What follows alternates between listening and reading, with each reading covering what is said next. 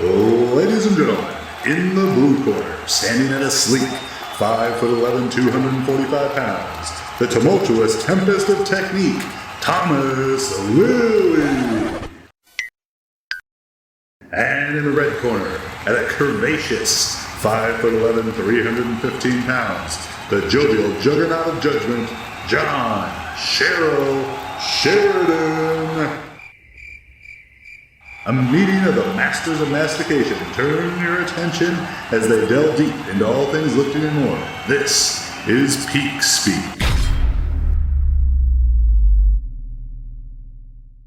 Okay, we are back. Another We're episode back. of Speak. Speak. Excellent. Cool. Great. Worst intro ever. Don't even know the name of my own podcast. Excellent. Sorry. That's Our fantastic. own podcast. Oh, yeah, I was going to say it's yours now, is it? It was definitely my idea. Dear. You can't claim that. I think it was a joint effort. I can't even remember.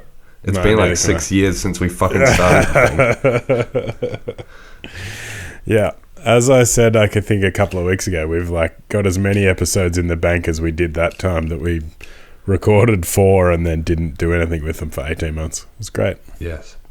While I have you live and on the air and under the judgment of the people, may I ask where my rainbow burley shirt is?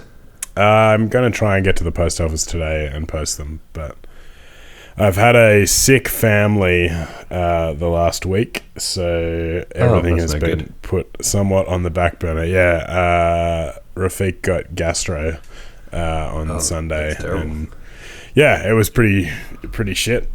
It wasn't pretty shit, it was mostly spew, but it was still not a pleasant experience for any of us. And then Sim ended up with it on Wednesday, so I was pretty much just on being a family man for the first half of the week and not really getting anything other than making sure my family are alive. Well, if he got it Sunday, she got it Wednesday, that means it's your turn to get it tomorrow. Yeah, I'm hoping I've avoided that, but who knows? Yeah, well, hopefully. Yeah, Hopefully last time I got gastro was the night before Ladies of Lifting last year, and it was not a fun experience. It sounds terrible. It was. Right. So what's news with you, Thomas? Banter, witty things to say. I don't know what else we talk about normally in this first half of the show. Banter and witty things. Let us talk about witty things. Well, on the subject of witty things, today we're talking about accessories, and we're talking about that as in terms of assistant exercises, but I want to talk about accessories as in lifting accessories, as in mainly how much I hate fucking headbands. Why? You don't have hair to tie back, you're just wearing them because everyone else wears them. Because Blaine Sumner wears them. Yeah. Like, that's his unique style. Don't fucking copy that.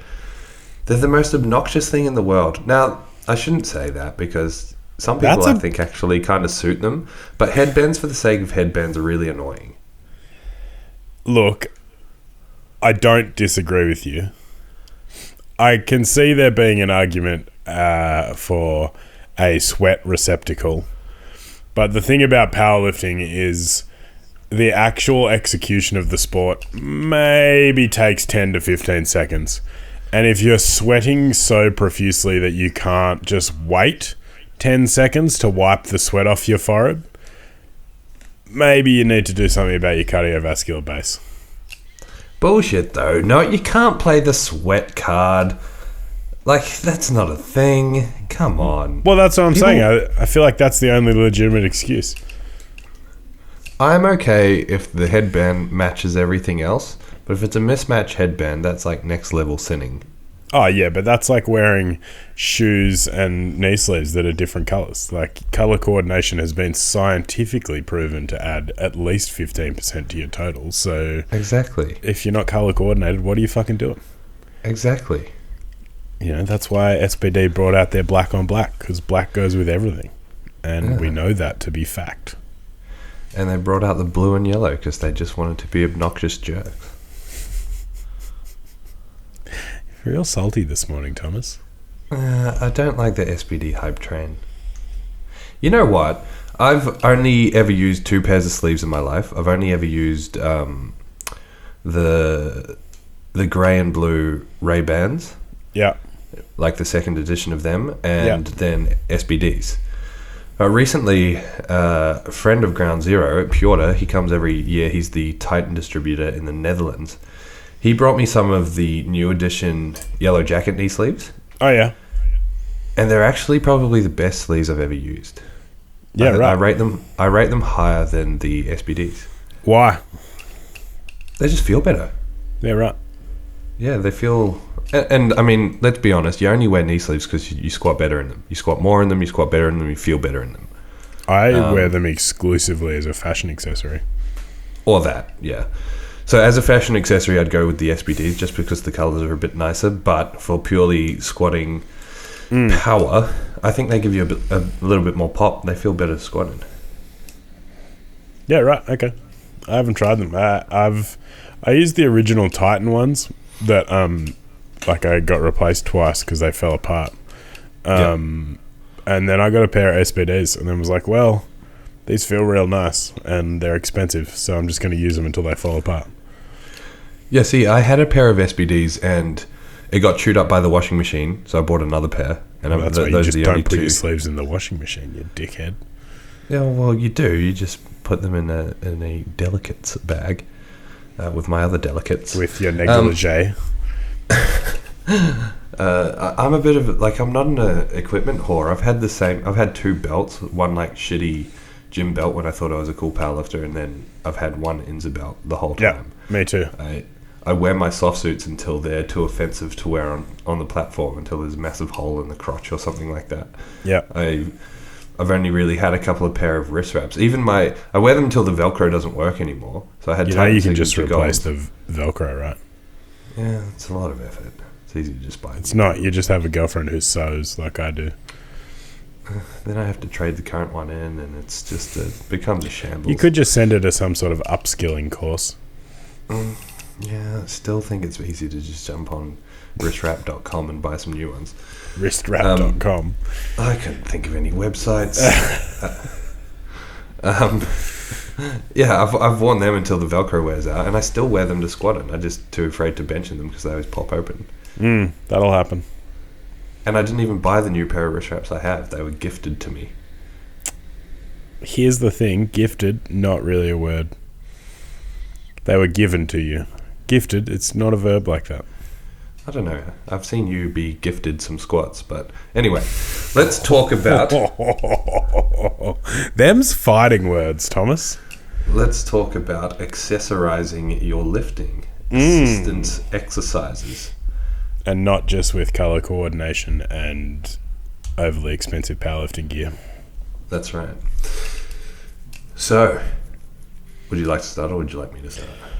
Well, I think the thing I mentioned initially is as worthy of discussing around accessories is the difference in what phase of training you're in. And I think that is relevant because it's the time of year where a lot of people are about to do a comp. Like Queensland States starts today, ACT starts in States is in 3 weeks, Pro Raw's in 2 weeks.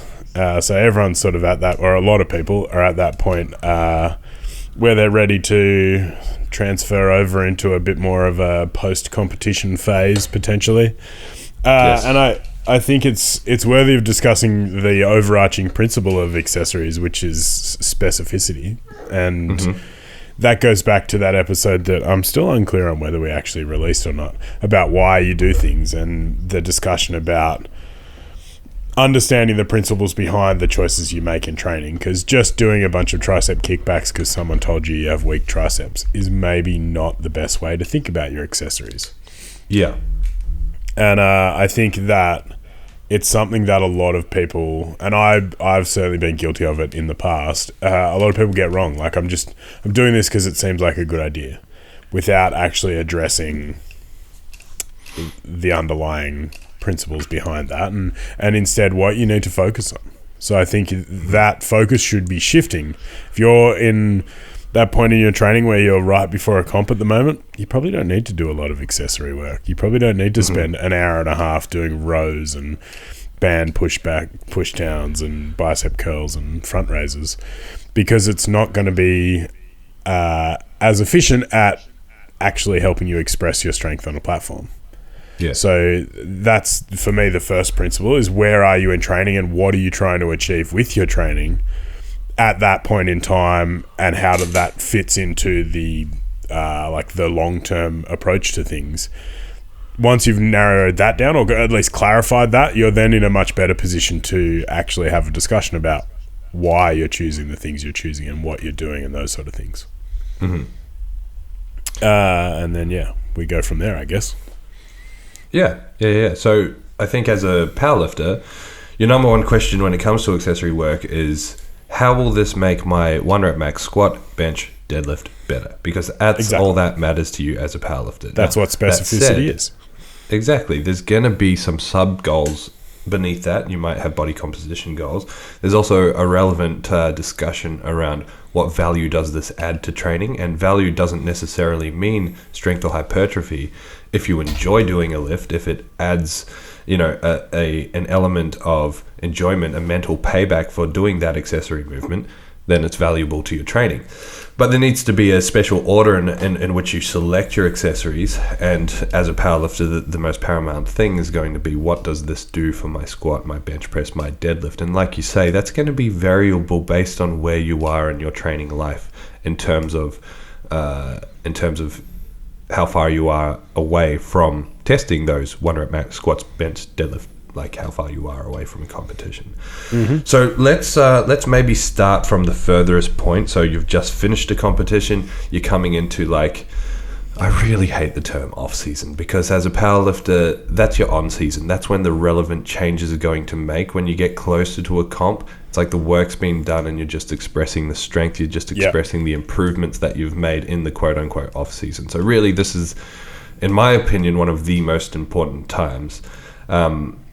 So when you're in a non-competition training phase / off season, off season is just an easier way to describe it. It's so much easier. You're right. It definitely gets used as an excuse to not put the same amount of effort into training, to be a little bit more slack around nutrition and recovery and things like that. Like, just because it's your off season doesn't mean it's an excuse not to do any work.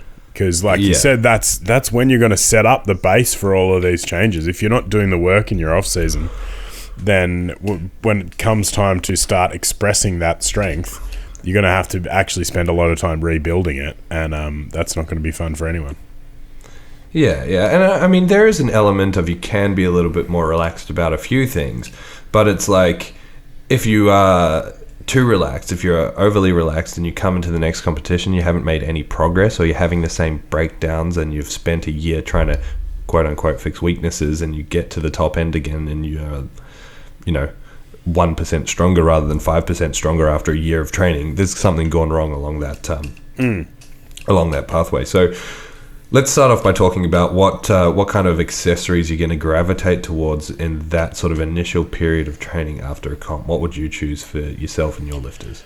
So I think for me, the first few weeks after a competition are mostly about like a bit of a mental and physical break more than anything else. For sure. Especially if you've done a really long competition training cycle. I'll generally have a lot of my lifters do somewhere between 2 and 6 weeks worth of really much more general training.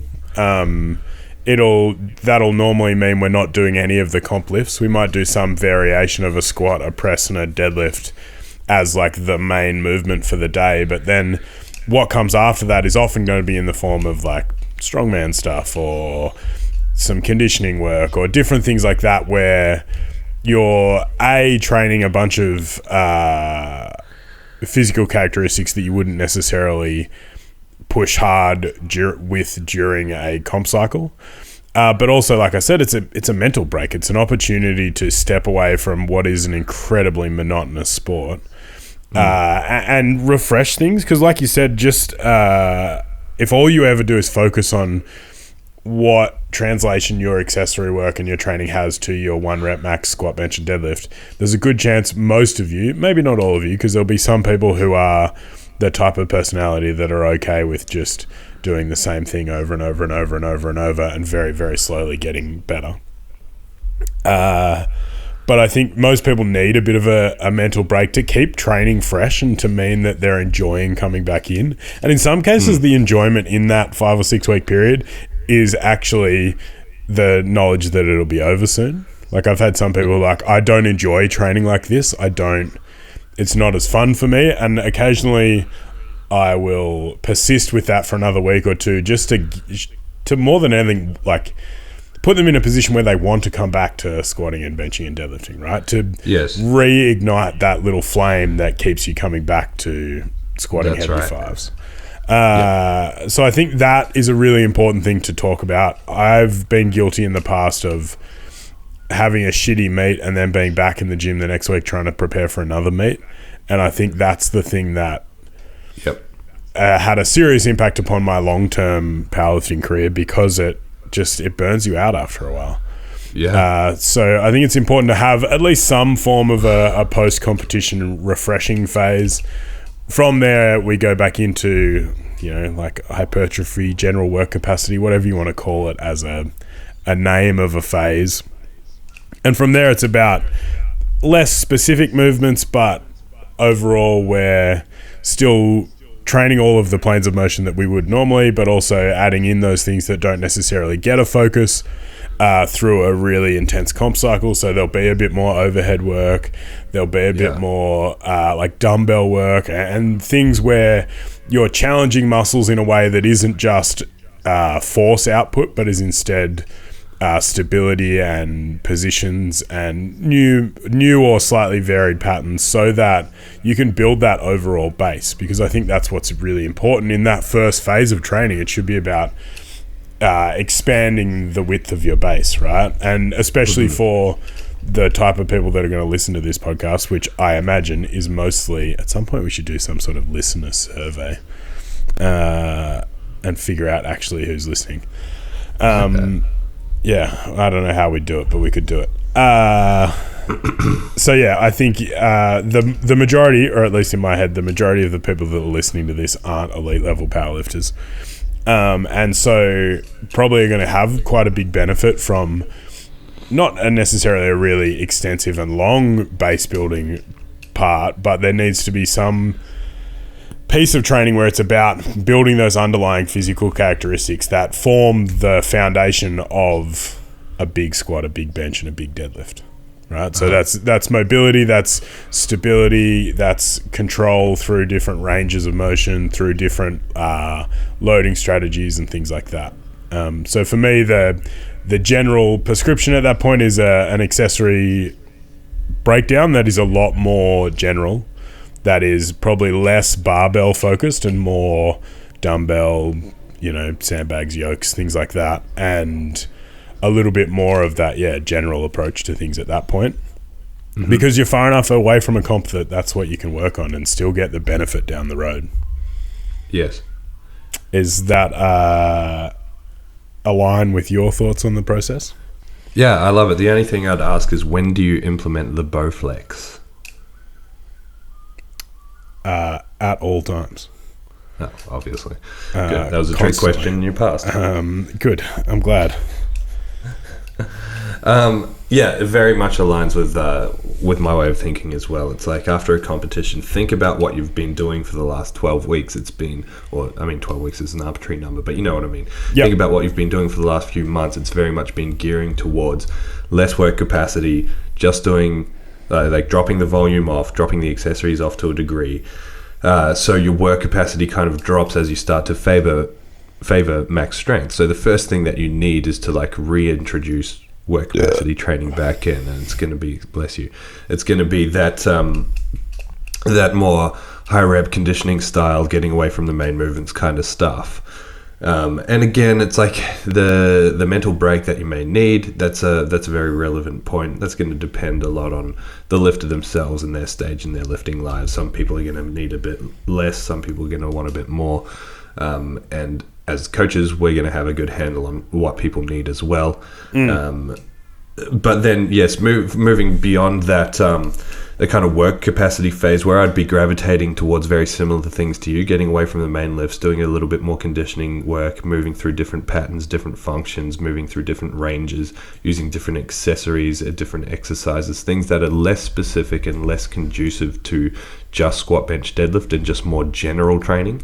Having said that, it's also sorry, just to briefly interrupt, it's also worth mentioning that that's also the time where you can like learn new skills. So like if you want to practice, if you want to learn how to do a sumo deadlift, or you want to change your squat bar position, like they're the times to start experimenting with that sort of stuff, because you can at least get a handle on how it fits into how you move and your understanding of your body and things like that, without it having a drastic impact upon the really specific and in inverted commas important stuff, because it's the time when it's going to have the least impact on the overall process. So you can add that stuff in at the start of a session. Here's 20 minutes. Spend 20 minutes playing with your sumo deadlift, and playing. Like I like the term play at that point, because it's physical play. You're playing with new movements and new motor patterns and things like that. And for me, that's what keeps training fresh, is learning new things and experimenting with new ways of thinking about movement and stuff like that. And that general phase, that work capacity phase, that's what that should all be about. Yeah, it's funny. I was about to say, it's our playtime. That sort of. Yeah, exactly. So we're so in sync. It's like we're going to start finishing each other's sentences. Dinner. Fuck that! I'm not letting you eat my food. Exactly. I was going to say the same thing. So, see, there we go, in sync. And I'm not talking Justin Timberlake in sync either. Damn, those frosty tips. All right. My brother had frosted tips in the 2000s. It was the best. Fuck yeah. I've been banging on him to bring him back. Excellent. The next phase of training beyond that work capacity is going to look more like, I guess if you were going to write it on paper for the sake of nomenclature, it's going to be hypertrophy, even if it's not necessarily gaining muscle. So I would just call it a body composition sort of phase, where you're actively trying to improve the 3 lifts, but the purpose of that training phase for a little while is going to be dropping some fat or growing some muscle in particular regions or whatever. And then your accessories are going to reflect that. So your accessories are going to be a little bit higher volume, lower intensity, pretty fast. You want to get through them fast, higher reps, that kind of stuff. And I would gear it around, again, like you said, a blend between chasing hypertrophy, a blend between addressing weaknesses in systems, and also a blend of moving through new and different ranges as well. So it's a lot of dumbbell work, it's a lot of bodybuilding work, a lot of variation, but still having the main lifts as the main lifts to a degree. We might have variations based on a lifter's needs. So if you've got a big broken guy that has arm pain, I'm not going to make him low bar squat for volume, so he might be doing bar squats or something like that. But the accessories are going to be pretty consistently geared around chasing hypertrophy in certain regions, lots of general leg work, hip work, glute work, back work, arm work, chest work, just getting bigger and stronger kind of everywhere. Yeah. Because then as you start to move into the next sort of phases around strength building and working at the top end of the hypertrophy percentage spectrum, that crossover between hypertrophy and strength work, that's when you're going to start to get a little bit more specific about accessories. And then from there, you're going to move into sort of a peaking style accessory. So if we're talking about peaking, and I know we just released a podcast on peaking, but that was, I guess, we just spoke generally about what we do with accessories there. More specifically, what would you do with your accessories coming into a peak? Like, what would they look like? What would be the accessory selection? Well, do we want to talk about accessories in the strength phase first, or do we want to? Because I feel like we just kind of skimmed over that a little bit there. Yeah, I guess we can do that.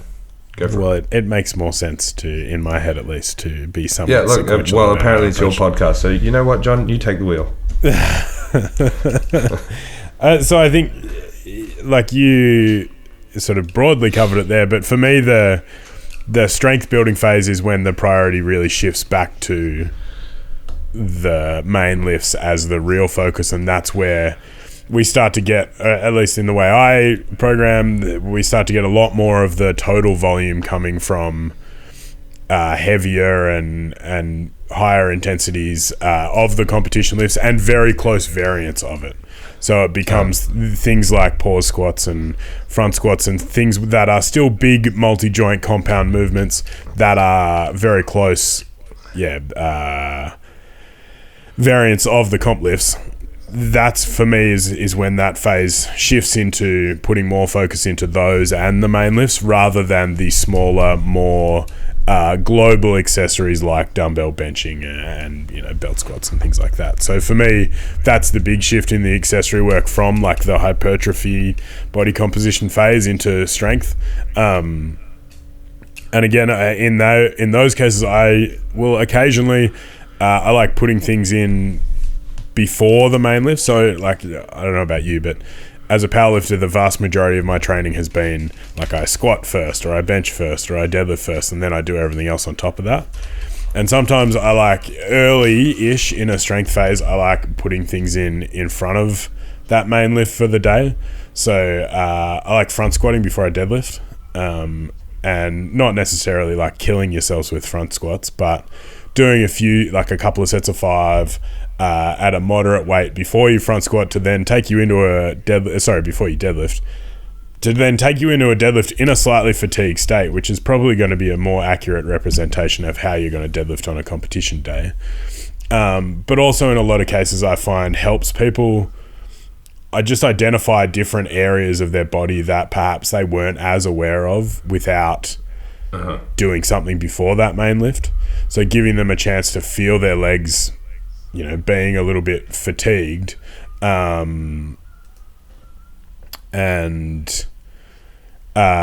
sorry, Zoom's giving me a bunch of weird warnings. So it allows them to come into their deadlifts feeling a little bit fatigued through the legs, and therefore have a little bit more awareness around being able to push with their legs, and different things like that, where you can experiment, I think, with the priority or the order of priority for the day. Things like doing some tempo squats before you do squats, as a way of, greasing the wheels of the pattern a little bit. But certainly as you get later into the strength phase and you become closer to that sort of 12 to 16 weeks out, things become a lot more specific, and the priority definitely shifts towards main lifts and very close variants of those lifts. Peaking's another story again. I think it's just an increase in the level of specificity, right? At that point, it becomes most of your volume and most of your training focus is going to be around the main lifts and the main lifts in really heavy singles, doubles, and triples. And so it's not necessarily going to leave you as much capacity to get through a ton of accessory work. Some days we'll do a little bit of stuff that's more just, I would consider active recovery post training than it is accessory work. So it's not like I want you to go over and do sets of 20 on the belt squat until you can't walk. It's like I want you to go over and do a couple of sets of 10 on the belt squat, but at a moderate weight to just help your legs recover from the heavy squats that you just did. So for me, in a peaking phase, there's certainly far less emphasis on the accessory work, because by that point the work should be done. By that point, you're not necessarily you're not building a bunch of muscle in your peaking phase. You're not building a bunch of extra strength in those accessory movements, or if you are, I would argue your priorities are skewed.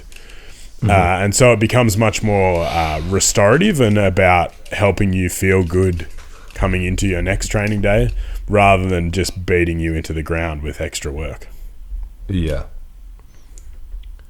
I mean, you go. I had something to say, but my brain has stopped from functioning. That's all right. In terms of building an accessory plan, I guess, and building accessories into the program, for me, it's like having this underlying principle to everything, which is, okay, as a powerlifter, the only goal is a better squat, a better bench, a better deadlift. Like, everything stems back to that. Again, you can have all these little sub goals, but ultimately your goal as a powerlifter is a better 1 rep max, squat, bench, deadlift. So everything is kind of underpinned by that. The first question is, okay, well, what's the most important thing in the system then? Well, it's technique. It's your understanding of how you move in those 3 lifts, because how you move in those 3 lifts determines the strength that you can express in those movements. So looking at it like that, understanding that technique as a system, it's like you say, it's a complex movement. There's a lot of things happening at once. We've got a complex system, multi-joint system happening. Your understanding of that is going to determine how you train to make that better. For me, what that looks like is like the most specific thing is the squat itself with gold standard technique. So we're working with percentages that are going to allow us to train the squat, but then we're maybe using accessories to address the fact that the kind of percentages to grow that squat may exceed our ability to maintain the best technique at all times. So below that, we're trying to use accessories to make that technical max catch up to the absolute max. So underneath it, the next most specific thing are going to be exercises like you suggested, which are very close variants.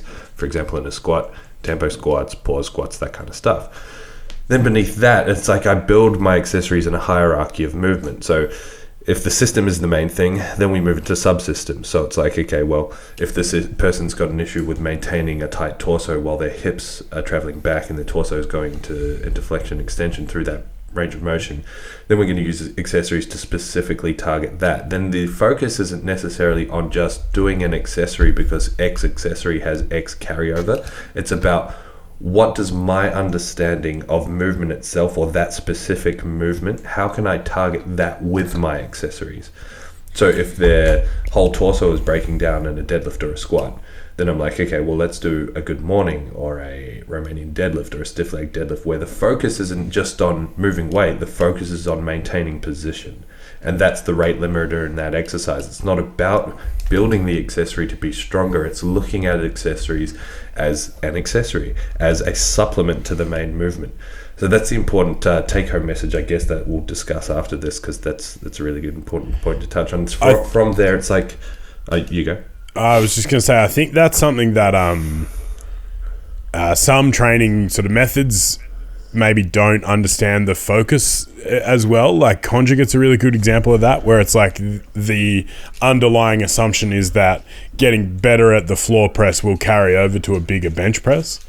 And that's not to say that the floor press doesn't make you a better bench presser, but understanding that your accessories should be about building skill sets, which includes muscular strength, but also includes your positional abilities and coordination and those sort of things. And that's what carries over. It's not just getting strong at your accessories for the sake of getting strong at your accessories. And I think that's something that a lot of people, maybe misinterprets the wrong word, but a lot of people put themselves in a position where they're doing that accessory because it's a muscular weakness. Like, oh, I'm doing, close grip bench because my triceps are weak. Well, like maybe, but maybe you need to have a slightly broader view of what those accessories are trying to accomplish, because there's so much of it's like motor patterns and skill acquisition through different movement planes and stuff like that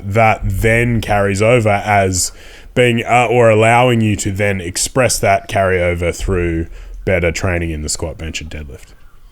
That's right. We'll deconstruct that in a sec, because that's really important, and that's the heart of what accessory work is. So what I was just saying is like moving into those subsystems, and then from those subsystems you're going into more isolated stuff as part of that subsystem, which is then going to be actual isolation exercises. So for example, removing the power of the legs and putting it into a leg press or a leg extension or a hamstring curl or something like that, but even doing those with purpose. And I think something that supersedes all of that is your camera dog. It shouldn't be. The card is full, that is why. Something that supersedes that is then #professionals. There's something that supersedes that is as the stability work, your ability to stabilize those positions. So what I would do with that is not so unlike your method of having some work before the main lifts. I generally now prescribe all my stability movements before the main lifts to serve as a dual purpose, one as being a warm-up, one as taking people through more range, but also just getting people to do those things. Yes. But at the end of the workout, it's going to get neglected, and in my opinion, it's probably going to be one of the most important aspects of training. But coming back to what we were just kind of discussing before, in terms of the purpose of accessories and your mindset around them, it's so easy, because You think how long you've been in the gym for? You've been training for what, like 15 years? Yeah, about that. Or longer? If you didn't know what you know now, your only method, your only understanding of progression is resistance. Yes. So it's either adding more weight or adding another pin to the stack, or doing the same weight or the same pin for more reps, right? Yeah. When it comes to accessory work, we have to kind of reinvent that thinking, because progression isn't necessarily measured by the addition of resistance when you start to get a bit more scientific of it, especially as a powerlifter, because again, comes back to that hierarchy where all we actually care about is getting a better squat, bench, deadlift. So it's like you just said before, asking yourself, why am I actually doing this thing? How am I going to make it carry over? Because if you're doing an accessory exercise and there's no relevant carryover or value into your training system, what's the fucking point? You're just wasting time. So if your triceps are weak but they're not actually weak, you're just failing at lockout because you're losing your shoulder position at the bottom, you're going to spend all this time training something that doesn't matter. Yes. Why? You have to have a more unique... I think that's where a lot of people go wrong in this game, is that they don't have a unique understanding of movement. They don't understand the top of the pyramid, which is a unique understanding of what their movement actually is and why. It's like people say technique is king. What the fuck does that mean? What is technique? What is good technique? You have to have a definition of that, and just saying words isn't enough. You can't just say, oh, well, good technique is efficient.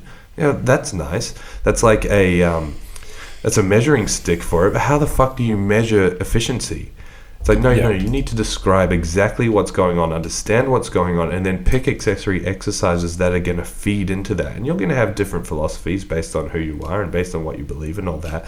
But you have to have a defined purpose and reason for everything you're doing. Otherwise, it's just a waste of time. And that defined purpose and reason doesn't, like we said before, it doesn't always have to be, this will make my squat better. Again, if it's adding value to your training for some reason, if it's something that mentally pays off for you, go and do it for sure, by all means. Yeah. But by and large, your accessories should be paying off towards better movement. Yeah, exactly. And I think it comes back to the discussion we had in the weaknesses episode, where so many people for so long have correlated failure in a lift as weakness in a certain muscle, and not looked like it's a really superficial way of looking at lifting, training, all of those sort of things, because it's this simplistic approach. And this is actually something that I think my view has been my thinking has been somewhat solidified and changed slightly by listening to Jordan Shallow talk, where he talked a lot about the difference between muscle action and muscle function. That's right. Anatomy, as I was taught it at university, was a very mechanical model of things, where like a reductionist model of, you take your muscles down to single muscles, you look at origin and insertion, and when that muscle contracts, it brings origin and insertion closer. So let's use like your glute med's a really easy example for that. Part of your glute complex, and mechanically its job is abduction at the hip and external rotation. But if you look at it from a function standpoint, your glute med functions instead as a stabilizer of your hip through a gait cycle, like as you walk and as you squat and do things like that, where if you take that really mechanical model and you apply it to training weaknesses, it becomes, I miss my bench at lockout because my triceps are weak, because the last little bit of my lockout in a bench is my elbows straightening or extending, and what extends my elbows? My triceps. Cool, so let's hammer triceps, and maybe you do get a little bit out of that, but I think it becomes a really circular pattern of thinking where you start chasing these really simplistic views of how you're going to get better without addressing the underlying issue of you're just shit at bench press. And so for me, I'm now reading Anatomy Trains, which is, I think it's David Myers, which is the book that Jordan recommends everyone to start with. But it takes a much more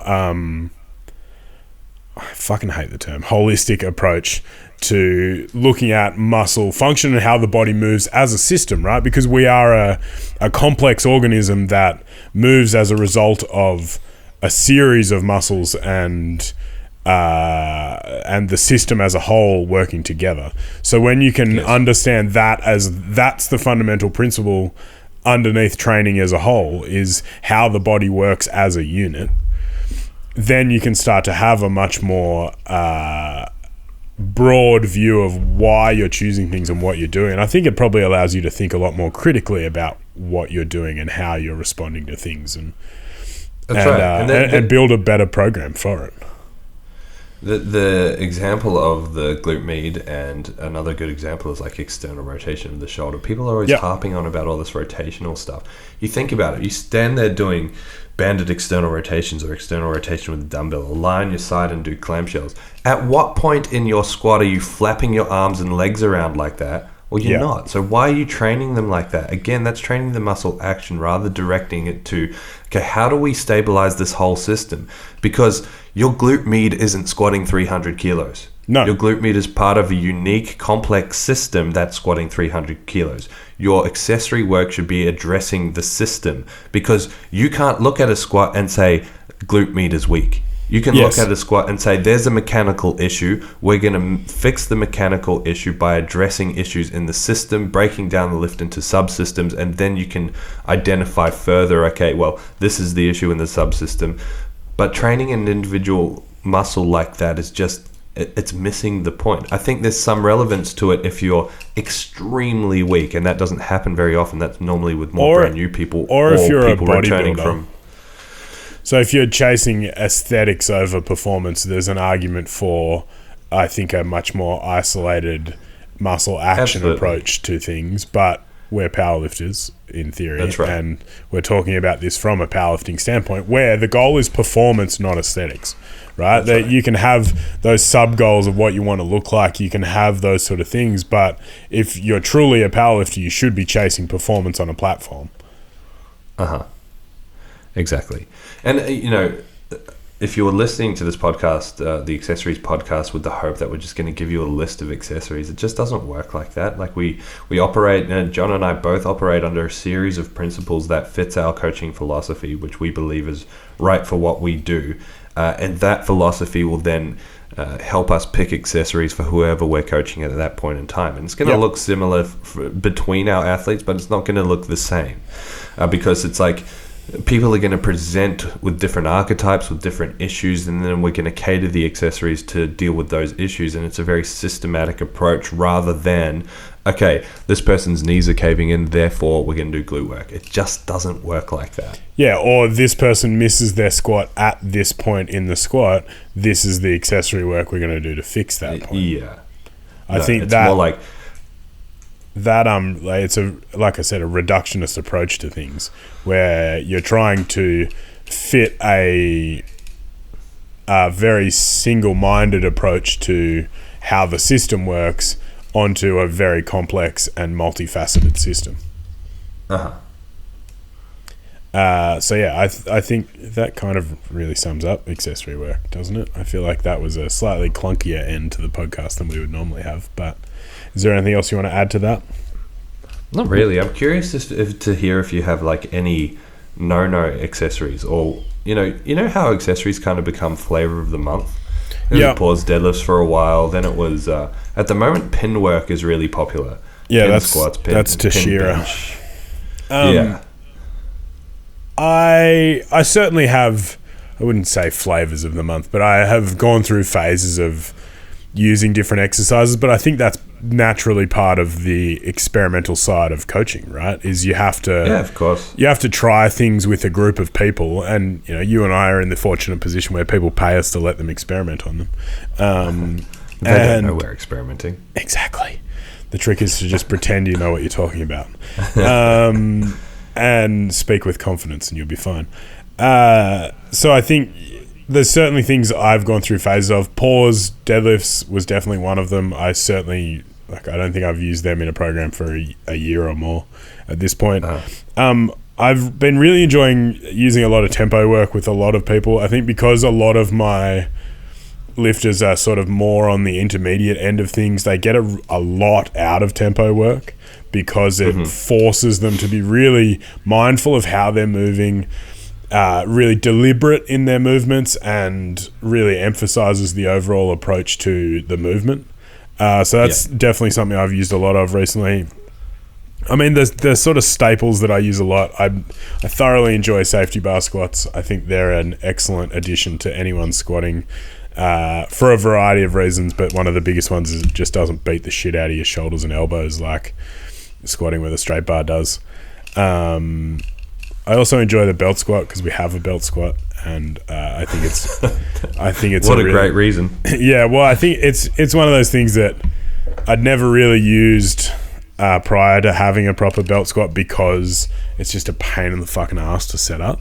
But now that we have a belt squat, I think it has real value. More so, I think, than a leg press. Like, if I want you to get more like directed leg work in most cases, I will use belt squats over leg press because I think it's a more specific movement. It's the same idea in that you're loading the legs directly without loading the spine.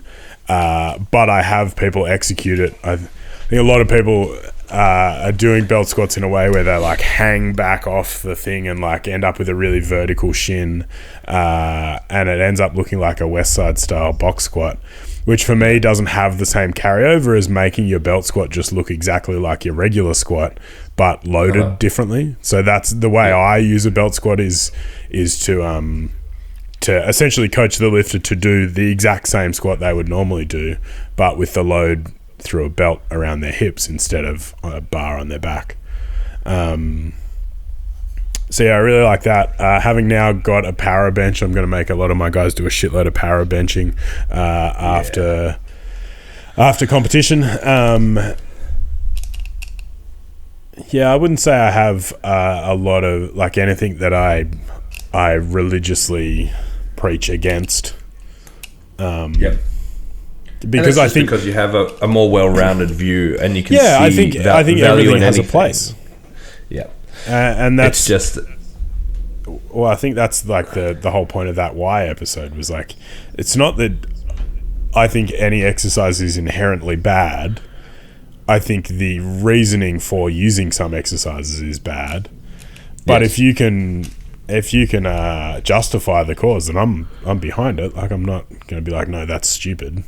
I might not agree with your justification, but I think for most people, if you can justify why you're doing it, and not just like superficially, well, I'm doing tricep extensions because my triceps are weak, but have a deeper understanding of that, then you can really do anything you want. What about you? Is there anything you just religiously hate? Not really. I'm very much the same as you. You can see value in anything. I guess my question is always around like what we talked about in the why episode is like, okay, why are we doing this? What value does this add to the system? What return on investment are you getting out of the time that you're giving to this thing? Is there a better choice? If there's a better choice, do the better choice. Yeah, exactly. And having kind of a hierarchy of what's better than others according to my system and my understanding, my philosophy around movement. The tempo one's an interesting one, and maybe I'll just finish by saying this real quickly, because tempo work's becoming really, really popular at the moment. I fucking love tempo work.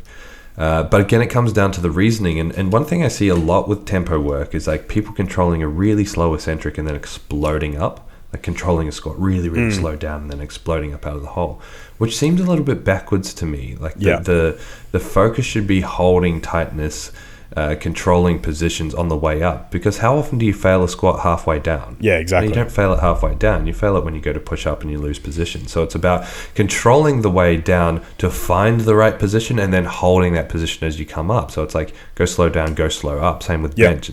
You're gonna fail at lockout even if you have a perfect position when you touch the chest. If when you push, all that power leaks through a loss of position through the shoulders. So pushing up as fast as you can, if you've got issues with your movement pattern at any stage in that movement, down or up, going through speed is going to make you use the strongest movement pattern. If there's issues with that movement pattern, you're just going to reinforce it and get good at failing the same weight in the same place over and over and over.